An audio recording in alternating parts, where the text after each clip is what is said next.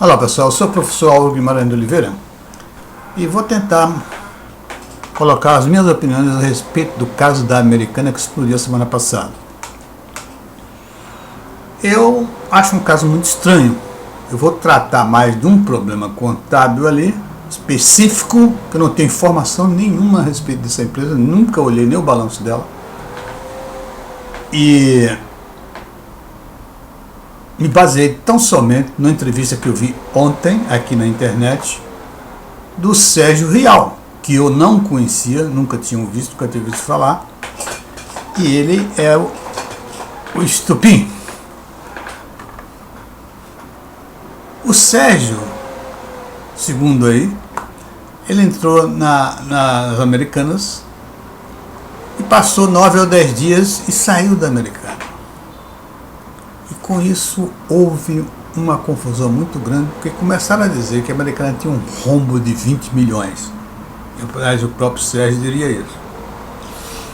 Mas na entrevista dele, eu observei que o Sérgio disse uma coisa muito importante. Ele disse, olha, os 20 milhões estão aí no balanço da empresa, não muda nada, não vai incluir nada. No balanço da empresa estão os 20 milhões. Houve uma mudança de linha, em vez de ser fornecedores, em vez de ser dívida bancária, passou a ser fornecedores. Isso é uma coisa que acontece muito. Agora, o que me estranha é que o Sérgio veio, parece, do Santander, diretor financeiro do Santander. E como ele foi para ir para Americanas, eu acho que um dos maiores financiadores deve ser o Santander. Ele deve ter um relacionamento muito grande com o pessoal das Americanas. E ele não saber desse problema antes é um tanto, deixa a desejar do lado dele como profissional. Por isso que eu fui olhar logo qual era a formação dele. Ele é um advogado e também com mestrado em economia. Mas essas duas profissões, o conhecimento de contabilidade desse pessoal, dessa área, dessas duas profissões, é muito superficial. Mas embora ele trabalhe, como ele trabalha em banco, ele pode ter uns cursos especiais, etc., e ter uma boa visão de contabilidade, o que não mostrou na entrevista. Porque ele não foi muito enfático em dizer, olha só, não tem rombo nenhum dentro da Americanas. Ele falava como se estivesse com medo de dizer as palavras. Ele dizia, olha, não tem, porque o dinheiro está lá no balanço, apenas está na conta de fornecedores, a dívida bancária está na conta de fornecedores, etc. Bom, o que eu conheço, e já trabalhei em varejista, como por exemplo a Marcovan, eu fui diretor de controladoria da Marcovan, já trabalhei em bancos, de um lado e do outro. Então isso é muito comum, que a empresa vá ao banco e tome dinheiro emprestado para pagar os fornecedores em determinadas necessidades, depende do planejamento de estratégia da empresa. Isso é chamado a compra de risco comprado, um se chama risco comprado, tá certo? É isso aí. Então ele toma dinheiro do banco para pagar aos fornecedores. O que aconteceu com a Americana? A Americana está tomando dinheiro do banco, pagando os fornecedores e deixando nos fornecedores o débito. E não registrava na conta de dívida bancária. Muito bem, se o Sérgio é um constante financiador, eu estou imaginando, não sei, é um constante financiador devido à ligação que ele teve e saiu do banco para ir para essa Americana. É um constante financiador. Ele deveria estar muito bem de olho nessas contas, porque isso é muito comum no mercado varejista. Quase todas as empresas devem fazer isso aí. Então era muito comum que ele estivesse olhando isso, já que ele ia para lá ser um diretor financeiro da Americanas, ele poderia muito bem olhar essas contas, ficar de olho nelas, porque é fácil você entrar. Tem uma maneira de você olhar, para fazer a relação do fornecedor com o estoque que tem. Que é uma relação meio canhota, mas dá para você perceber alguma coisa, não é? E outra coisa, se ele está emprestando muito dinheiro à Americana, por que a dívida bancária não sobe? Então são essas coisas que poderiam ter percebido por um especialista e entendesse muito bem de finanças e área contábil, tá certo? E o Sérgio me pareceu um pouco inseguro em dizer que realmente não tinha rombo nenhum na Americana. Isso aí me levou ao outro lado. Como é que um profissional como ele, conhecedor de mercado financeiro, conhecedor emprestador de dinheiro, financiando aqui todas as empresas, no Santander, que é um grande banco. E o Sérgio vai se mudar para essa empresa e ele não toma as informações cautelares que ele deveria ter sobre a empresa. Por exemplo, se ele não tinha essa informação, lógico que saiu a informação, saber se a dívida está no lugar certo, a dívida bancária está lá no lugar certo ou nos fornecedores, ele poderia pedir os relatórios de auditoria, ele devia ter relatório de auditoria para ler, porque ele vai entrar para ser da área financeira. E no relatório de auditoria, ele ia olhar se tinha alguma observação a respeito disso. Porque se não tivesse nenhuma observação disso, é claro que a culpa está na auditoria e nos donos da empresa. Porque os donos da empresa sabem muito bem o que eles estão fazendo. Eles estão criando uma situação que parece que o endividamento dele é um endividamento normal. Não é, porque é todo bancário. Quando passa a ser bancário, e aí eu quero dizer bem, realmente não tem nenhuma implicação tanto no total da dívida como no patrimônio líquido da empresa, essa diferença que ele achou, que ele disse que achou. Né? E agora já estou falando até 40 milhões. Está meio estranho isso. Não tem nenhuma implicação no passado e até o presente. Só tem implicação no futuro. Por quê? Porque, e principalmente depois da maneira que o Sérgio saiu, que essa bomba explodiu. Né?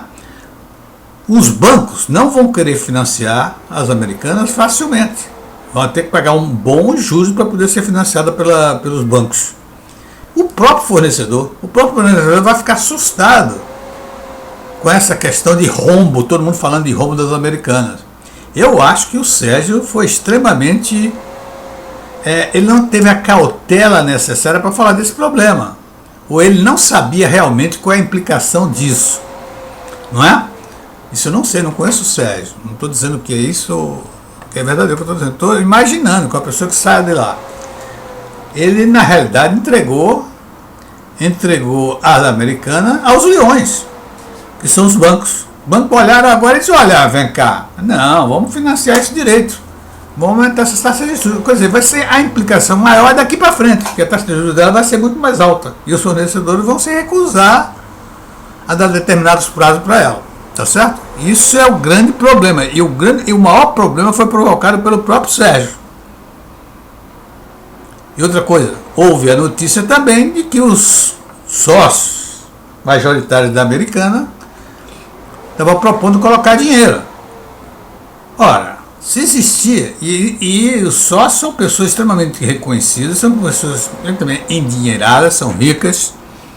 Então, eu acho que a coisa aí está pintando ser alguma coisa muito estranha. Está parecendo que o Sérgio foi assim como se fosse um cavalo de Troia. Entrou lá em 10 dias, botou o negócio para cima e vamos ver o que é que vai acontecer no desenrolar. Eu estou dizendo que me dá o direito de pensar isso. Ele foi lá e explodiu a coisa. Porque vocês sabem que o jogo entre os concorrentes é muito pesado. Alguém está querendo comprar a Americana, alguém está querendo prejudicar a Americana e fez isso. Não estou dizendo nada, que eu não tenho informação nenhuma sobre isso. Eu estou deduzindo, fazendo aqui uma narrativa. Né? Eu tenho experiência nisso, conheço bastante os dois lados, então eu sei o que, é que pode ter acontecido aí dentro. Muito bem. O Sérgio já sabia que a dívida total da empresa era muito alta. Então não é questão de dívida alta, né? E outra coisa, se ele não saísse dessa maneira, explodindo, que ia ter rombo talvez a coisa fosse resolvida não tão facilmente, mas não precisava esse barulho todo. Será que as inconsistências contábeis estavam citadas em relatório de auditores da Americana? Se não estava, meu amigo, o problema está com os auditores e os donos da empresa. Você poderia muito bem colocar isso, porque se você... para ser um diretor financeiro da Americanas, eu pediria um relatório de auditoria. Todas as contas principais, fornecedores que eu sei que tem problema, dívida bancária tem problema, tá certo? Problemas fiscais. Eu queria uma auditoria completa nessas áreas para poder sentar lá. E depois, se tivesse algumas citações, nos relatórios de auditoria, marcar lá a citação dos relatórios e assinaríamos um compromisso que a situação era dali para frente a minha responsabilidade como diretor financeiro dela. Isso é que ele deveria ter feito. E me parece que ele não fez, porque se ele fizesse isso, ele não precisava desse pulo para trás. Bom, e como eu já disse, as inconsistências não alteram nem a dívida total, nem o patrimônio. Muda de linha. Em vez de fornecedores, que é uma conta mais fácil. Agora, deixa eu explicar isso por quê, porque é interessante você observar isso. Quando se classifica balanço, por exemplo, do lado ativo, a gente coloca as contas com maior liquidez lá em cima. Quais as contas que tem maior liquidez? Primeiro caixa, depois duplicadas a receber e depois estoque, porque o estoque para receber é preciso que ele seja vendido. Então tem uma volta a mais, um processo a mais. Do lado direito, do lado passivo, né, da origem da dívida, você tem lá empréstimo bancário. Por quê? Porque empréstimo bancário é uma dívida que você trata com muita atenção. Porque ali, correu o prazo, você não tem muita flexibilidade. E vou te mostrar por quê. Porque em fornecedores, uma empresa como a Americana tem muita flexibilidade em pagar fornecedores. Por exemplo, se vence ele não tem dinheiro para pagar, e eles estão insistindo, diz assim, tudo bem, eu vou tentar pagar aqui, buscar dinheiro no banco, mas não compro mais de vocês. Ou vocês me dão 30 dias, 60 dias, ou eu deixo de comprar com vocês. Então as empresas geralmente recuam, né? Procuram uma maneira melhor de tratar a coisa. E o banco não. O banco, olha aqui, o vencimento é esse aqui. Se não der, tem juros, tem vencimento de todas as dívidas de uma vez, tem uma série de coisas, implicações que podem levar realmente a empresa à falência. Pela rapidez dos vencimentos, pela rigidez dos vencimentos. Conclusão. Eu acho que tem muita coisa a ser dita do ponto de vista comportamental, do ponto de vista da concorrência com as americanas. Porque não creio que o Sérgio foi para lá tão desprevenido. Porque dívida total já estava lá, já estava alta. E se a dívida dos bancos estava nos fornecedores, estava fácil ele saber. Ou pelo relatório de auditoria.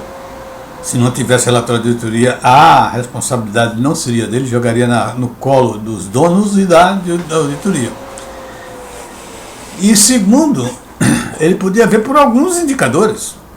Por exemplo, fornecedores sobre estoques, dívida bancária sobre fornecedores, e ver quem é que está financiando mais os estoques. Tudo isso tem maneira de você se aproximar, não digo sai com certeza, se aproximar, sai com certeza no relatório da auditoria. Tá certo? Mas eu acho muito estranho o Sérgio ir para lá, que ele tinha bom relacionamento, era um diretor bancário tem uma informação quase que absoluta sobre a empresa que ele financia, principalmente se o financiamento é grande.